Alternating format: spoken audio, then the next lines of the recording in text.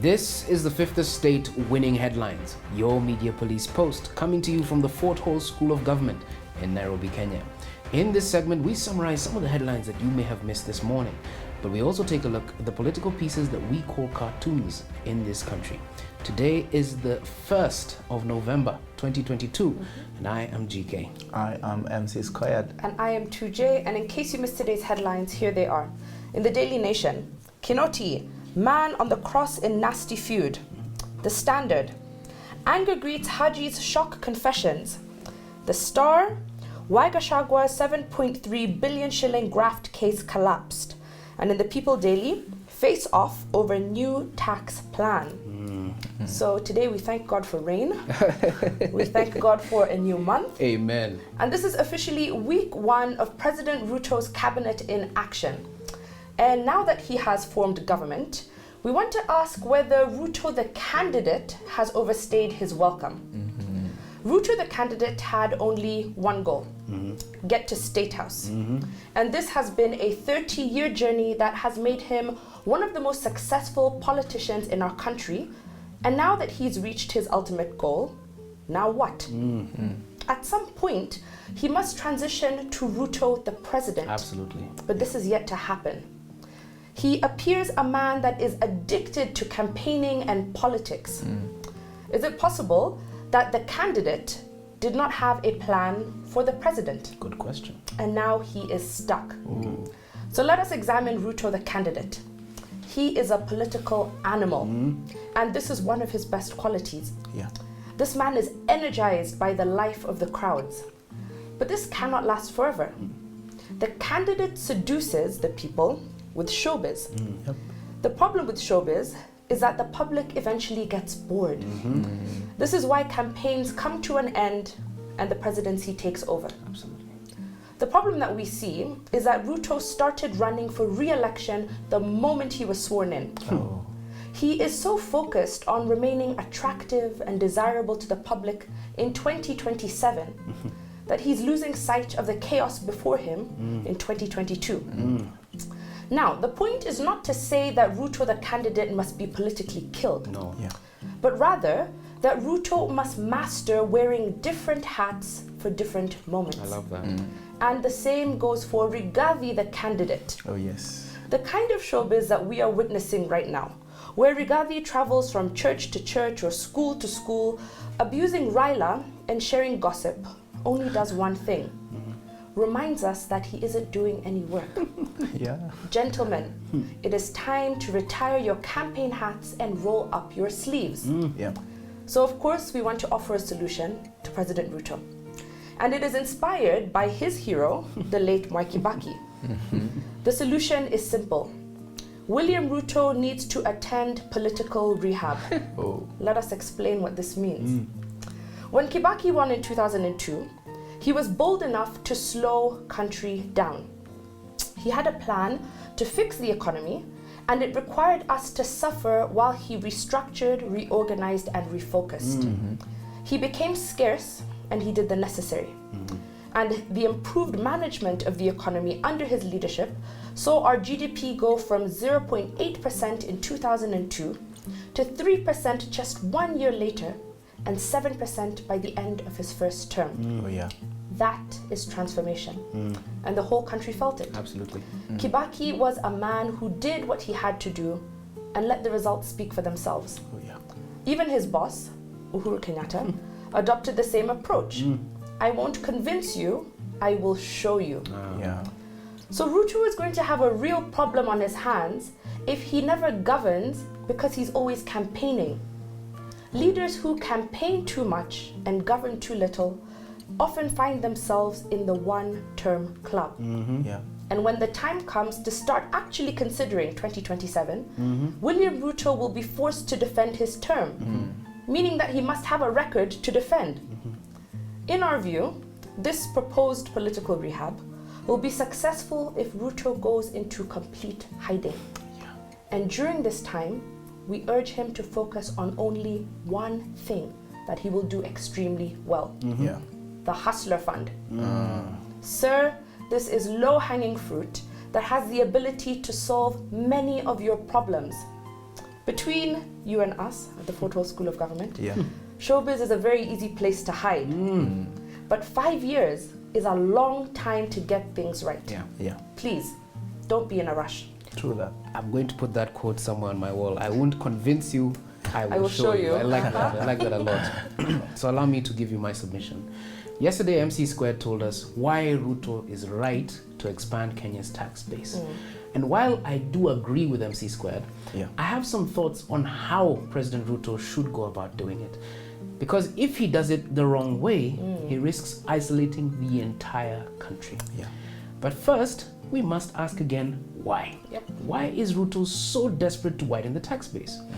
During his campaign, Ruto never spoke about increasing taxes. So the question we ask is, are things that bad? The short answer is yes, things are that bad. In the recent past, Kenya has spent more money than it has collected. As we speak, KRA collects roughly 1.88 trillion shillings in taxes.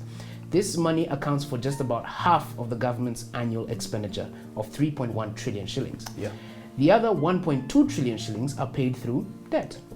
Clearly, Kenya is living beyond her means. Yep. And this is before we have factored in Ruto's pro-hustler projects that 2J has pointed out, like the 50 billion shilling hustler fund. Yeah. And the fact that Kenya has defaulted is another point on Chinese loan for the first time in 20 years. Yeah. Indeed, the pressure is getting worse. To fix this, Ruto must find a way to raise government revenue. This is why he is expanding the tax base, so that he may fulfill his hustler promises. Yep. Yeah. And we have no problem with this. Taxes will never go down. They will always go up. The problem with President Ruto's approach is that he is taking action too quickly. Yep. He's making all the difficult moves at once and is delaying on giving the people some goodies, like the hustler fund. Yeah. Already he has removed the fuel subsidy, removed the unga subsidy, and now is telling us that next is more taxes. This is not appealing to the hustler nation. No. Therefore, it is our hypothesis that Ruto needs to slow down on taxes. We do not have to go too far to see how moving too quickly can actually dismantle a leader. Yeah. The immediate former Prime Minister of the UK, Liz Truss, moved too quickly. Yeah. She called herself a disruptor and made the unpopular decisions. She announced a huge package of tax cuts, but never explained how she planned to pay for the tax cuts. Yeah. Soon enough, the pound crumbled and she was gone in just 45 days. Truss made the tough decisions all at once and it destroyed her. And that is what Ruto needs to avoid. He should make the tough decisions, but he should do it incrementally. Yep. Yeah. We should not be hearing about taxes in his first 100 days. Instead, we should be listening to stories about the hustler fund and fertilizer. Give the people some hope and then show them the tough reality. Yeah. Lead the people into the water slowly. Now, Machiavelli teaches us that all decisions are risky, so the prudence is not in avoiding danger, but rather in calculating the risk and acting decisively. Yeah. But then again, the tax conversation is a damned if you do, damned if you don't conversation. So true. Whatever Ruto makes will be considered the wrong decision. If he does nothing, Kenya incurs more debt. If he does something, the cost of living will go up. As again, I'll say it again. Damned if you do, damned if you don't. Damned if you don't. The headlines today are screaming. Especially, the nation tells us today that former DCI boss George Kinoti will be crucified for the sins of Uhuru Kenyatta. This is after DPP Haji said Kinoti gave him false evidence against Gachagua. And according to Haji, the DCI is to blame because they submitted forged evidence. Yeah. Haji wants us to believe that cases have been dropped because of forging evidence and that it has nothing to do with political reasons. In our view, dropping cases against politicians allied to the government less than 48 days after Ruto was sworn in looks very political. This is why I say so. On one hand, the DPP has one job, to direct the IG of police to investigate any allegation of criminal conduct. Absolutely. On the other hand, the DCI is instructed by the IG of police to make the investigations. After evidence is collected, the DCI takes the file to the DPP, who then has to make a decision to prosecute. In the light of this, the two offices must first work together. Secondly, they must remain neutral to the politics of the day. But if RG is indeed right, and the DCI forged evidence to condemn one political side, how is that neutral? Who is to say RG himself will not be used for political reasons at some point? Yeah? But to be fair, this situation is not surprising to us. Not at all. There is a tendency to use Kenyan institutions for political reasons. Throughout history. On this note, we would like to point out the central problem. If you use DCI to collect that on your political opponents, that same DCI could collect that on you. Let me give you an example using the American Federal Bureau of Investigations, FBI. The longest serving FBI director in the US was John Edgar Hoover. Edgar served for almost 50 years under 10 presidents and almost 20 attorney generals. But Edgar thrived on one thing. He collected as much data about politicians, including as many presidents and congressmen as he could get. Although Edgar would give presidents intel on their political rivals, there was one problem. Edgar also knew secrets about each president that could end their political careers. Absolutely. Knowing all this, when John F. Kennedy became president, he made his own brother Robert Kennedy the Attorney General. As John and Robert were close, Edgar lacked direct access to the president. It was a known fact that JFK and Edgar did not like each other. And it was no surprise that after the Kennedy assassination, it was revealed that the FBI knew of the threat to JFK, but did not alert the Secret Service. Neither did they investigate the threat. Wow. If this security lapse was intentional, no one knows. Did the FBI turn on JFK? In our case, it looks like the DPP has turned on the DCI. With the monkey business we are seeing between DPP, DCI, and the government, in the future, it will not be surprising if the DCI turns on the same government. If Kinoti goes to committee, other senior police officers may start collecting data on politicians like Edgar did. It never pays to turn on your other intelligence agencies because what comes around goes around. That is so true. Yeah. All right. Are you suggesting that Ruto chose Justin Muturi as AG because they have a very close relationship? I don't know. We shall see. Anyway, on to the political... we have a 3-part criteria that we use to judge the headlines by. We ask ourselves, are the headlines topical or speculative, repetitive or groundbreaking, and finally, thoughtful or just plain lazy? Now, on that note of MC Squared's script, The Star, why Gachagwa's 7.3 billion graft case collapsed. I want us to toss The Star because it doesn't actually answer its own question. MC Squared has answered that question. They've just given us a very exciting headline with no substance. Meat. Yeah. Yes. So we toss The Star. My pleasure. Kinoti, man on the cross in nasty feud. What goes around? Comes around. Yep. Toss the Daily Nation. Guys, I have a criteria. I'm working through it very quickly. The Standard. Anger greets Haji's shock confessions. I thought this was very interesting.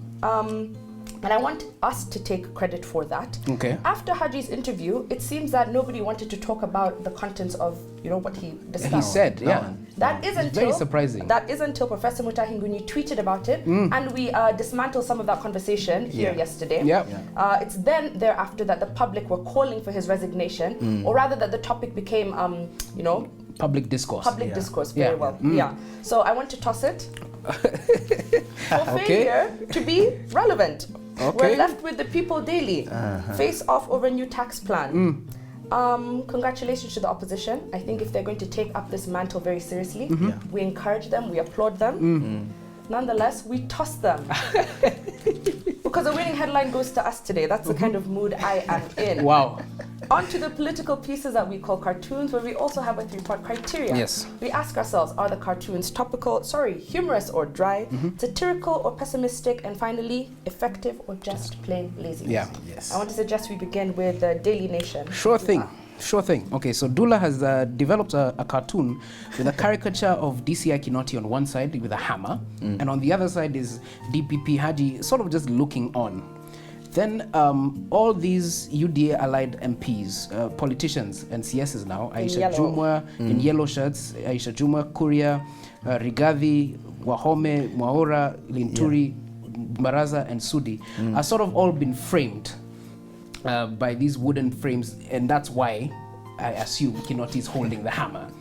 So I actually... Because he's going to hang them. He's doing the framing. By the way, he may hang them. What I like the most about this cartoon is actually on the side, Haji is just watching. He's not taking action about it, but he can see the framing. So if... Was he complicit? Is he complicit? That's the question we should always ask. Yeah. But I actually like the Nation cartoon. And is he seeing the framing now? Because I want to also think, is he in the past seeing the framing, or it's now that he's seeing it? Yeah, very true. That's the question. Okay, framed until proven innocent. I yeah, suggest we park that while we look at the standard from Gado. Now, Gado has what he calls the evolution of KANU so far. He gives like a picture of how man has evolved from apes to now the upright man. But it applies to one of Kenya's oldest political institutions, the one and the only KANU. Now, the first person is a very white individual who is bent, and then Kenyatta comes in with his famous fly whisk, and then Moise Rungu appears with his Nyayo steps, and then we have Kibaki playing golf. And then Uhuru is wearing a Rivertex shirt. Yeah, hands in his pockets. Yeah. Very coy. And then finally? There is Ruto with an Akorino headgear. And is he tweeting? We presume he's tweeting away. He must be tweeting. You know, we always say this about Gado. You have to really read in between the lines to understand what he's getting at. Yeah. I think today I have no energy to dissect the Gado cartoon. Guys, I'm in quite a mood and I'm very honest about it today. Okay, that's good.